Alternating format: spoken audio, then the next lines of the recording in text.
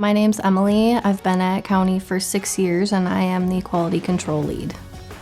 A typical workday would be going through, checking product, making sure everything is following our specs, standards, testing materials, spot checking loads. I think the favorite part of my job is a little bit of everything because there's a variety. It's not the same thing every day. It's very hands-on problem solving and I like the challenge of that. This is my first time in the concrete industry.